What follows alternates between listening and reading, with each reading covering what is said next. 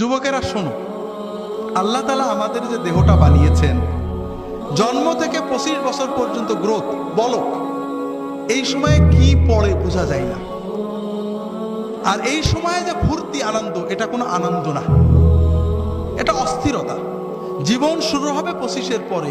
যদি 30 থেকে মৃত্যু পর্যন্ত জীবন পেতে চাও, মৃত্যু নয় জীবন, জীবন মৃত নয়, সত্যিকারের জীবন, যে জীবনে ফুর্তি থাকবে, কর্ম থাকবে, শান্তি থাকবে, এই রকম জীবন পেতে চাও, তাহলে আমার কথাটা একটু মন দিয়ে শোনো। আল্লাহ তাআলা যে নিয়মে বানিয়েছেন, প্রকৃতির সাথে যুদ্ধ করে আমরা জিততে পারবো না, আল্লাহর প্রকৃতিকে মেনে নিতে হবে। আল্লাহ তাআলা আমাদের সৃষ্টি করেছেন, প্রতিদিন 6-7 ঘন্টা তুমি ঘুমাবে, গভীর ঘুম, 1-2 ঘন্টা খেলবে, কঠিন পরিশ্রম, তোমার শরীর ঘেমে রক্ত টকবক করে বেরেনে যাবে। ফুটবল, হাডুডু, ব্যাডমিন্টন, ভলিবল, দৌড়, সাঁতার, এগুলো খেলতে হবে। এরপর 1-2 ঘন্টা আল্লাহর ইবাদত করতে হবে, আল্লাহর সালাত, সিয়াম, জিকির, যতটুকু পারা যায়।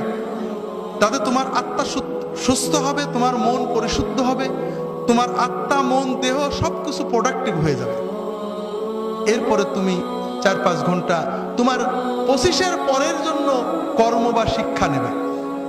এইভাবে যদি তুমি চলো, তাহলে তোমার জীবন গতিশীল হবে, তোমার জীবন ইনশাআল্লাহ মৃত্যু পর্যন্ত সচল থাকবে।